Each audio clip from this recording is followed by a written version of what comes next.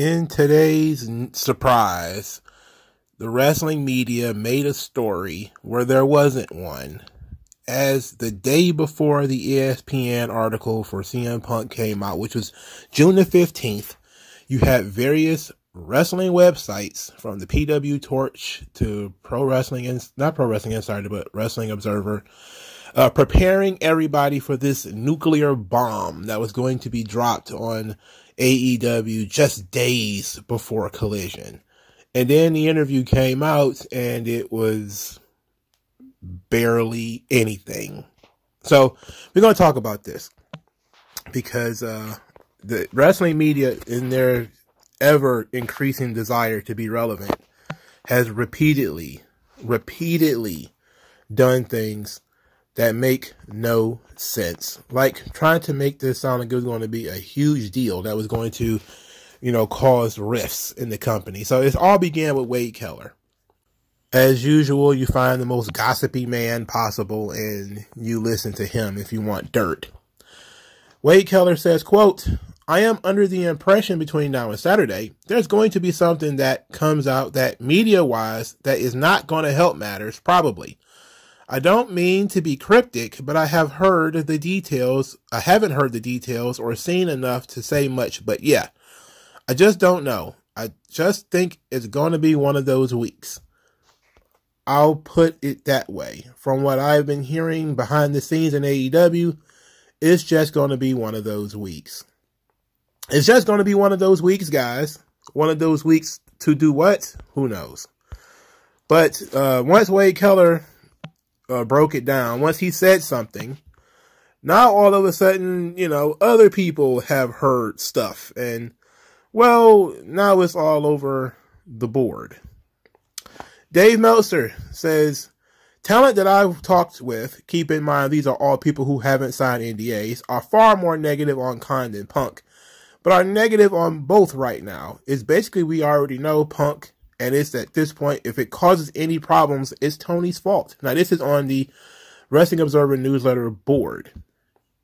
They're preparing themselves for this ESPN interview that is going to, they haven't even said it's an ESPN interview yet. Because this is all they're talking now before we even find out that it's an ESPN interview. Brian Alvarez is talking about it's not at work. So Dave Meltzer says, yeah, Adam Page wasn't on the list of people he can't talk about, meaning CM Punk. And AEW is badly wanting to sign Page to a new deal. Backstage rumor was mostly related to Page. Oh. Then, now we find out that it's an ESPN interview. So Dave Meltzer puts, yes, Mark Raimondi, who is a good friend of mine, he can't speak about it until it comes out tomorrow. It was major talk last night and not in a good way. He can't legally talk about some people, but I think that's only Bucks and Omega. Basically saying that he's going to say negative things about Hangman. That's what is being tweeted out here. Dave Meltzer continues, he did an ESPN interview that will be released tomorrow. So best to wait until tomorrow. Wade's story is accurate in the sense of what was the talk backstage at the show last night. So backstage in AEW, they're deeply concerned about this ESPN article that has been doing between Mark Raimondi and Phillip Brooks. They're going to talk bad about Hangman Page. They're going to say wholly negative things about Hangman Page. So, Nick Jackson of the Young Bucks goes on Instagram. It's a picture of them in a trios match, and he says not only is he good at wrestling, but he's an even better human being at Hangman Adam Page. So you're being primed. If you're an AEW news media junkie, you're being primed to believe that this ESPN article is about to hurt everybody's feelings and about to change people's perceptions of Hangman Adam Page. That's what you're supposed to believe. So the article comes out. And I'm going to read this entire section because I want people to understand what's going on in context. So, in context, they're talking about the quote-unquote workers' rights promo from Hangman Adam Page and all this stuff with Colt Cabana. We've talked about that ad nauseum, but that's the context of what's happening here. From the article, Khan and Page were unavailable to comment for this article, according to AEW. When reached for comment via email, Cabana said ESPN should go through AEW, quote, for everything. Omega and the Jacksons declined to comment via their agent, Barry Bloom. Page's comments during the segment, a shoot in wrestling terms, meaning not a planned part of the show, infuriated Punk, so much so that he considered not going through with the match out of concern that Page might intentionally attempt to hurt him. But Punk did go through with it and was booked to beat Page to win the AEW title on May 29, 2022. Punk then says, quote, and I proceed to have what I think is a garbage match because I'm trying to protect myself on stuff instead of actually just working and trying to put on the best performance I can. I'm keeping an eye out. He chopped me in the mouth one time. And I'm thinking, okay, did you do that on purpose? You chipped my tooth? And I'm like, all right, should I give him a receipt? It changes the dynamic. It poisoned everything for me, and it made it all really, really ugly. And that was what set all of this off. And here we are over a year later, and ain't shit been done about it. So what he's talking about is his heat with Hangman Adam Page was started over Colt Cabana. He said, look, there's nothing really being done about all of this stuff. And I guess it's the stuff he's complaining about. So this is the build to him having the brawl out situation. We're going inside of his mind. And in his mind, he's worried about Adam Page maybe taking liberties because Adam Page took liberties in the promo. He's worried about people spreading negative rumors about him because that's what's happening in the media. So he's looking at everything in terms of, I have to take care of myself, and he gets paranoid. So Matt Kuhn, who used to do the podcast with FTR Bald, he went and found a clip of the match in which Hangman Page hit CM Punk in the face. Now, they were trading chops, Hangman and Punk, and Hangman went a little high and hit Punk in the face. It looked accidental, as far as I'm concerned. Now, you can just say, this is CM Punk being paranoid. All right? He's thinking Hangman Page hit him in the face on purpose for the same reason that he went through the promo and said the stuff about Colt Cabana. So while in wrestling, you do have hard ways and you do have potatoes and stuff happens. When you already have heat with the guy, you then start connecting dots that aren't necessarily needed to be connected. So in his mind, when Hangman Page screwed up that chop and hit him in the face, he was thinking maybe Hangman did it on purpose.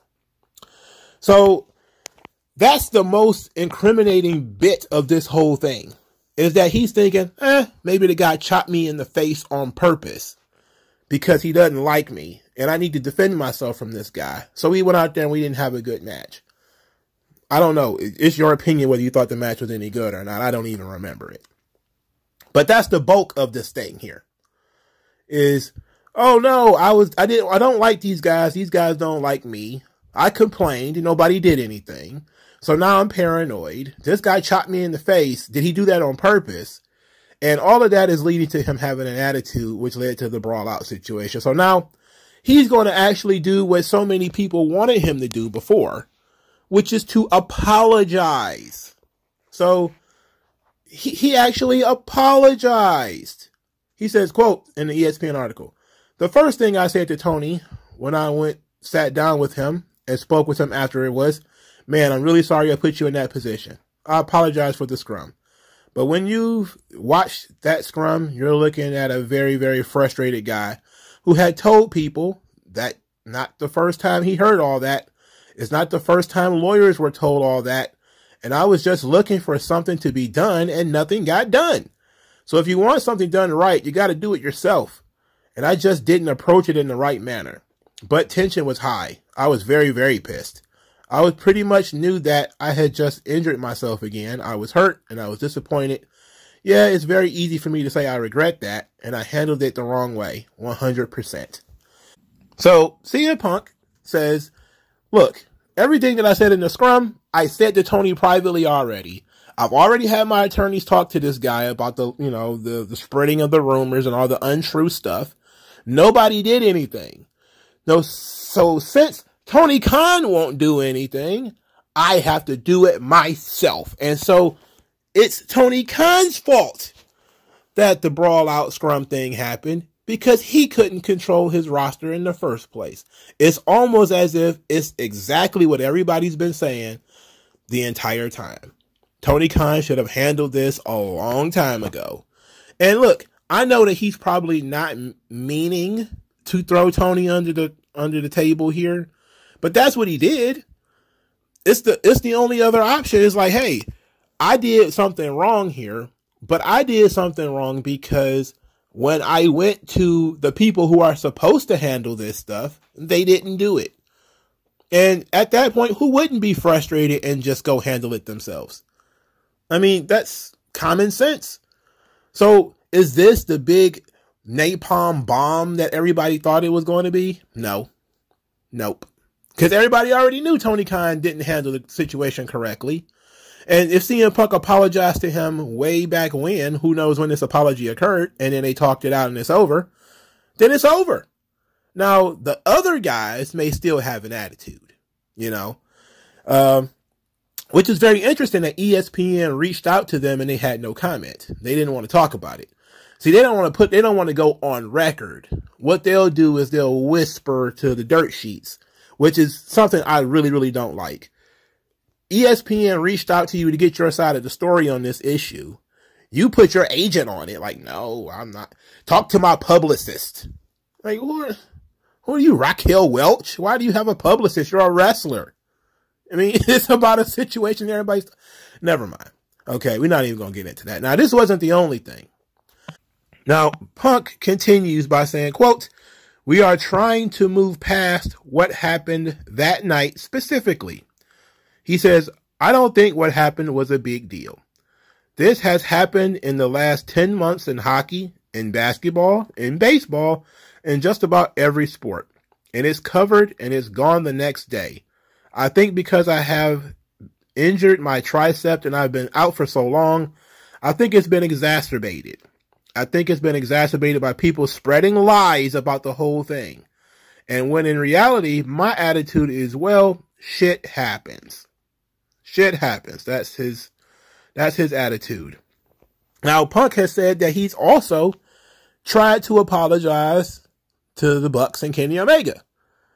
So this was a very interesting bit that from the article. It says, quote, "Punk said he has not had any conversation with Omega or the Jacksons since the incident.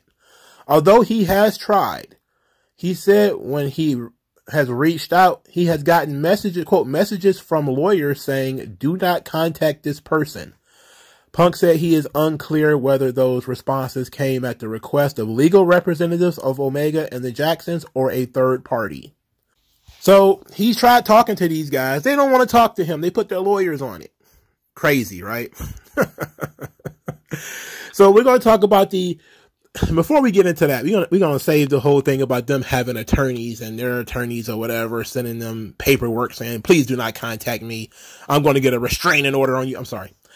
The ESPN article says, quote, "Punk said he has been told that using this saga on television and spinning it into some matches that would undoubtedly draw money won't happen. He resents that he's been painted as, quote, the bad guy in online reports when he feels he has just been defending himself. Punk said people in the AEW locker room leaking things to the wrestling media have contributed to the internal drama." This is from Punk. He says, this is directly from Punk, rather. "Now we all got to roll in the fucking mud, and that never should have happened and has never been course corrected. So I understand people want to say, oh man, Punk is a dick. Well, yeah, because I'm defending myself, and I will always defend myself.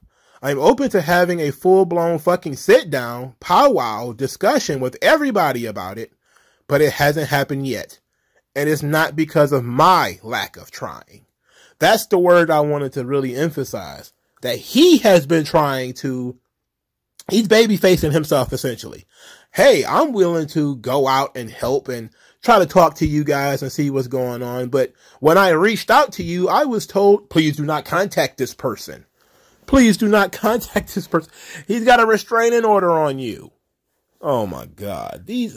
Are these men or are these girls? What is going on here? Why is there so many middlemen involved with this? You know? And the middlemen are the people who caused the problem anyway, because the middlemen couldn't fix the issue. So the only way for you to really fix the issue, and this is the thing about men being non-confrontational, like every man needs to be comfortable with tension and violence. Not saying that everybody needs to learn how to fight and all this kind of stuff, but if you're a man and you're going to deal with really tough situations and deal with other men, you need to be comfortable with tension and you need to be comfortable with violence. All right? Because if these guys were mans, they could have sat down and under the threat of fighting again, handled this.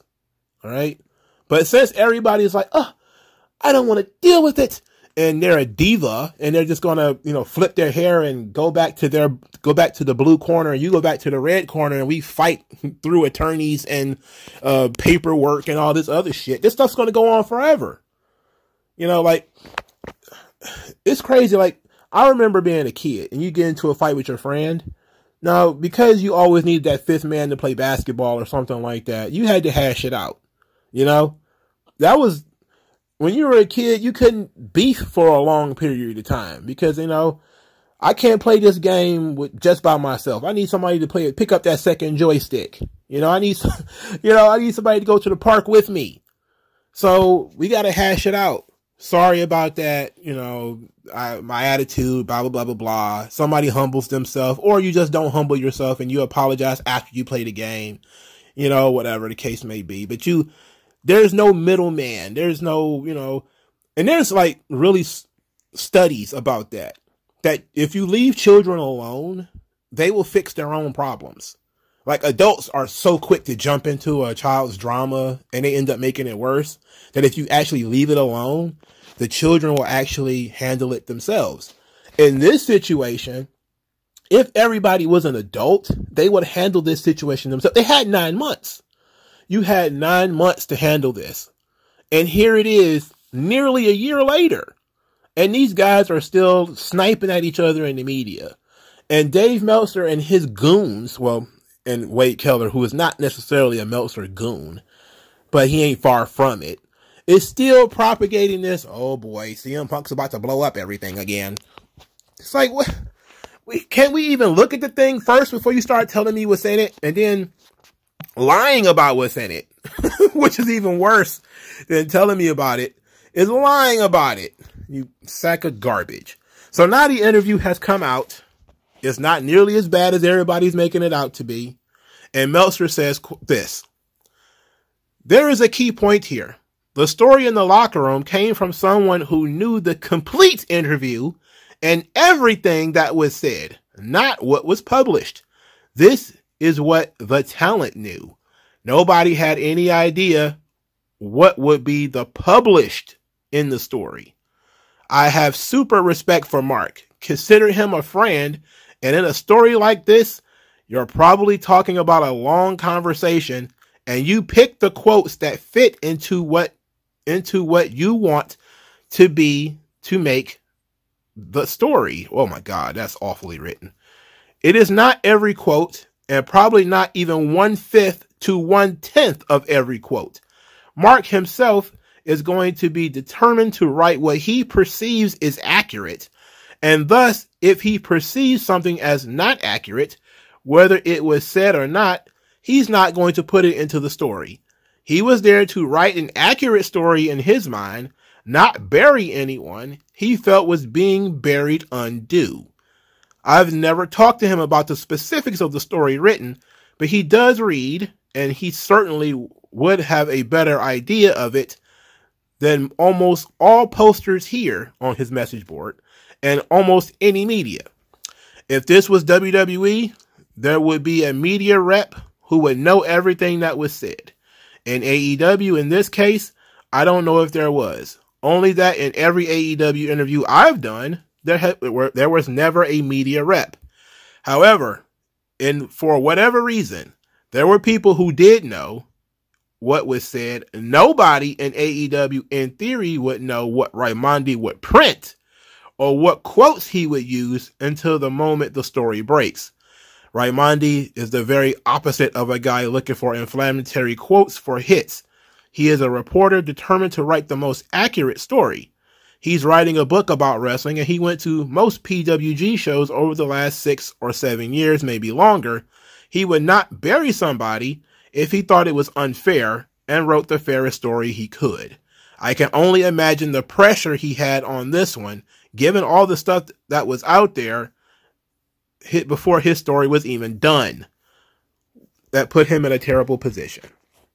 So Meltzer is doing damage control, saying, wait a minute, before everybody jumps on us saying we hyped up something that was never to be, we know and we heard gossip from people who know every single thing that was said in this interview. But Raimondi chose to write a fair story and chose not to bury people. So in other words, Raimondi is the babyface here, not CM Punk. That he chose quotes to make CM Punk look good, not what CM Punk actually said. That CM Punk said inflammatory things and buried guys, but Raimondi, because he's the filter, got rid of all of that and pushed it all to the side and just said, just the facts, please. He's a man of the people. Just the facts. He pushed CM Punk's garbage to the side and said, just the facts. Come on, man. Are you serious about this? Nobody knew what Raimondi would print. Then why the hell were you guys talking about it? You didn't know what was going to be printed, which means you don't even know what was said. Well, I know it was a pretty bad interview. It's like, how do you know that? There's no printed record. There's no, unless you heard a tape, unless you saw some paperwork, you don't know what was said. So how do you know that what he did was filter out all of CM Punk's negativity? How do you know that? The thing is, you don't know that. You are assuming that. You are making that up because you expected CM Punk to go out there and bury guys, and he didn't. He just told his side of the story, and that was it. This is, again, how many times do I have to put my foot on the neck of the wrestling media for you guys to really understand how much I hate these people? Right? These people are detestable. They spent hours, the entirety of Thursday, talking about how this interview was going to cause a rift, blah, blah, blah, blah, blah. The interview comes out. There's some choice pieces in there, but nothing major. Nothing anybody should get fired over or anybody need to get punched in the face over. Just mostly his side of the story and stuff we already knew. Like they haven't been talking to each other and there's lawyers involved and a lot of other stuff. Nobody filed any lawsuits because that would be public record. There's NDAs, so nobody can talk about it. CM Punk apologized. He wants to try to work things out, but, the other guys don't want to. As has been clear this entire time because they've been mocking CM Punk with the Kenny Omega biting Pac on the arm, the various Instagram posts and all this other stuff. They have been mocking this the whole time. They don't want to make up. All right. They don't want to do business. And guess what? He shouldn't need to do business with them anyway. Look at the ratings for Dynamite whenever the Elite are in the main event. All right. And I have been one of those people that have said that if you're Tony Khan, you can't get rid of the Elite. You can't let the Elite go. And that was another thing that that slipped my mind until now. AEW is still not re-signing the Elite. Hangman Page specifically, they said his contract is almost up. And they were worried that this interview was going to run him off. To where exactly? To WWE? Oh, come on. Come on, man. Or back to Japan or something? But I have been one of those people that have said that you can't get rid of the Elite because even though they are not the draw on television, they are still the heart and the soul of AEW. You name the company after them. If you were to take them off the show, if they were to leave, even if they didn't go to WWE, they just went and sat at home, you're still off like four top guys that you're missing. And You're talking about the guys you named the company after. And if they're not there, their core fan base, which is the backbone of AEW, would crumble. It's a similar situation to the Radicals in WCW, where nobody's favorite wrestler was Perry Saturn or Dean Malenko. And Eddie Guerrero, I know everybody loves him now, but not many people cared that much about Eddie Guerrero in 1998. Okay. But when all of those guys left, you saw how important they were for the mid card and especially the upper mid card in WCW. It's a similar situation here with added emotional content.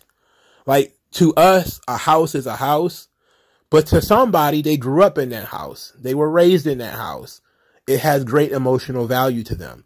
That's what the Elite are to AEW. They are a great emotional value.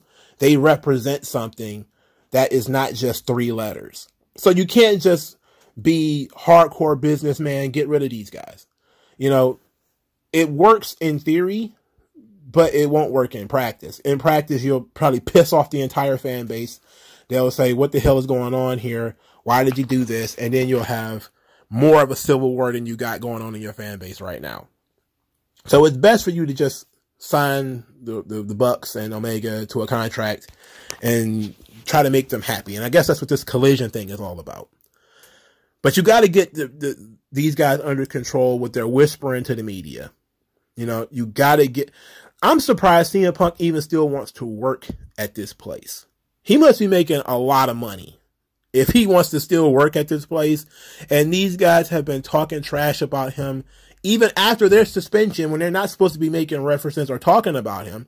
They're still doing backdoor stuff to talk about him. They're still making comments. You know, they're vague, but they're still doing it.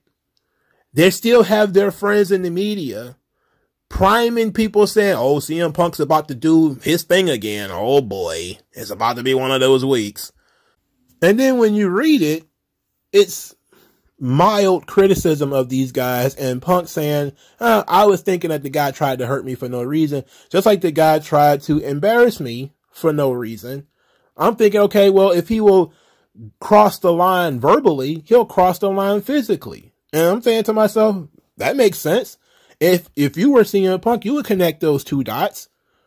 Not necessarily that Adam Page is a horrible shit human being, but he said stuff about him in the scrum that he probably believes is true. And he said, I handled it the wrong way. He didn't say, I didn't mean what I said. That's the interesting thing about his apology, is he said, I handled it the wrong way. But this was, of course, after I tried to handle it the right way. There's nothing that I said in there that he hasn't already heard. That means he's already been talking about how Adam Page is a dumb fuck, and how the Bucks couldn't manage a target, and all this other kind of stuff. He's already said all this stuff. These guys don't know what they're doing. They don't know what they're talking about. They're ruining the business. I've already told Tony Khan that personally. He didn't do anything. So now I'm going to tell you privately. Which, again, brings all of the heat down on Tony Khan. Because he can't handle this situation. He is not equipped to handle this situation. It's very unfortunate for him, you know, but how he has allowed this stuff to go on so long is ludicrous to me. You know, I blame him and I blame the wrestling media. The boys are the boys. They get into arguments. They get into fights. You know, this is just, Punk is right. It's athletics. You get a bunch of men in a room. They'll find something to argue about. But usually they'll also come to an agreement or an understanding that we don't have to be best friends, but we got to work together, or, you know, for the common good, or whatever the case may be. They'll hash it out. Granted, nothing too awful has occurred. But for some reason, Tony Khan is incapable of facilitating this because of a menagerie of bureaucrats and lawyers and all this other garbage. It's like, come on. This is going to go on forever. So, this is just, hopefully it's not the end of the brawl out chapter, because we already know they're not going to let this thing end. But what do you guys think? Like, share, subscribe. I'll talk to you guys later. Peace out.